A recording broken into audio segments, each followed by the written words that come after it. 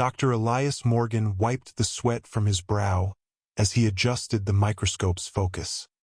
His fingers trembled with anticipation as he observed the results of his latest experiment.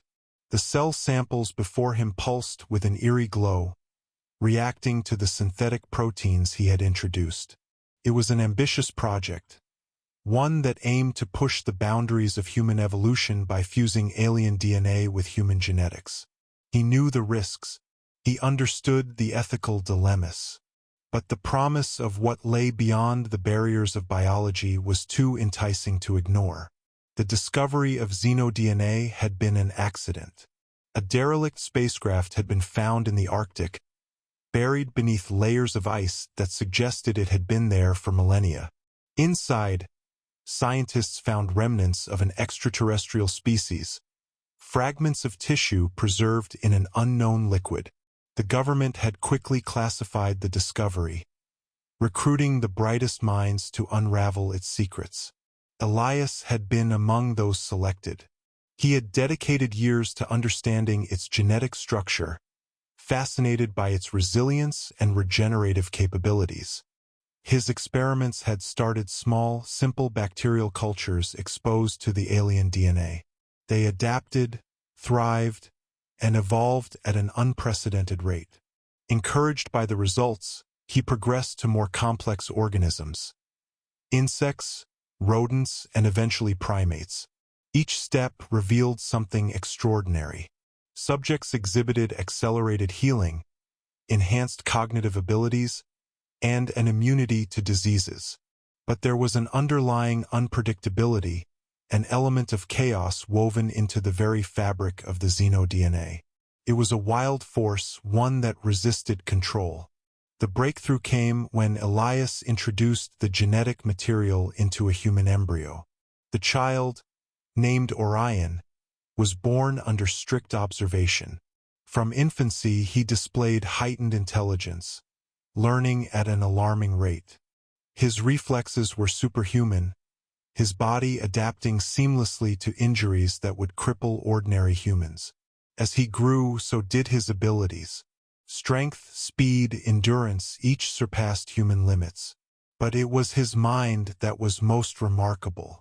He could process information faster than any known supercomputer, predict outcomes with uncanny accuracy, and manipulate biological structures with a mere thought. Yet, something was amiss. As Orion entered adolescence, subtle changes began manifesting. His skin developed an almost translucent sheen, faint patterns shifting beneath the surface. His pupils expanded in the dark, adapting to any environment. His demeanor became distant, detached. Elias watched with both awe and apprehension.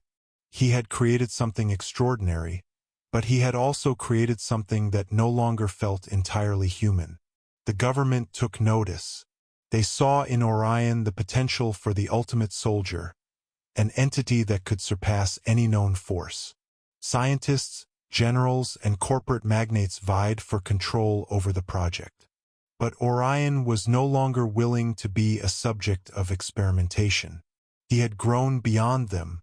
The knowledge within him, the whispers of the alien DNA that coursed through his veins, told him of something greater. He was the bridge between two worlds, a hybrid born not just of humanity, but of something much older, something that had been waiting. The first sign of true danger came when Orion's biology began affecting those around him.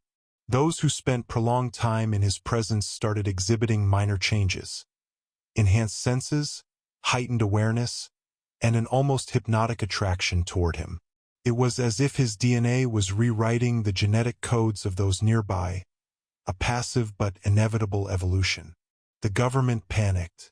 The project was deemed a threat. They moved to contain him, to isolate and dissect what they had created. Orion resisted. The first casualties fell within minutes. Security personnel who had been trained to handle the most dangerous bio-enhanced subjects stood no chance.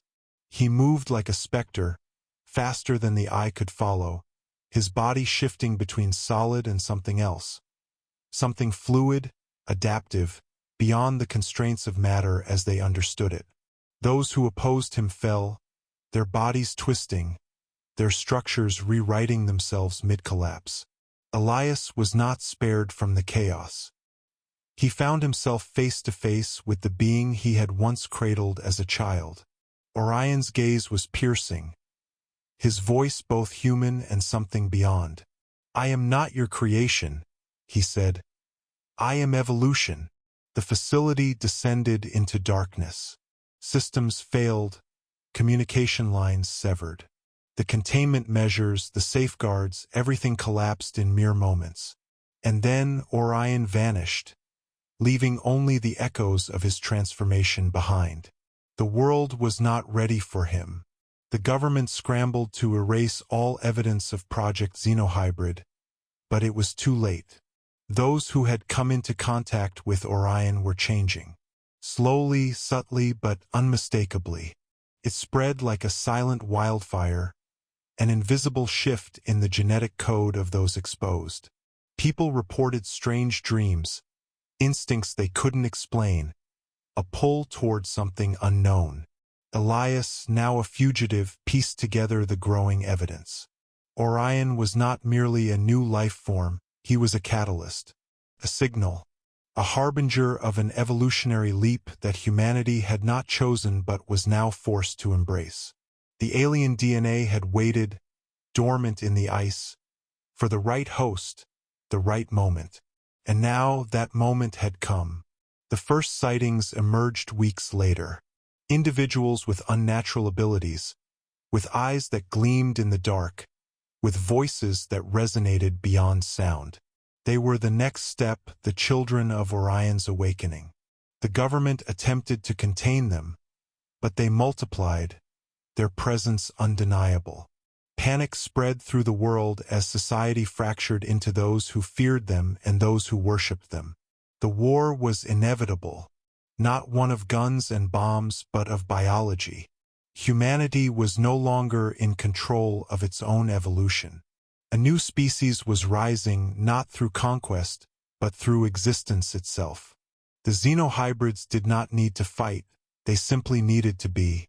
And as their numbers grew, as the tide of change became irreversible, Elias understood the terrifying truth.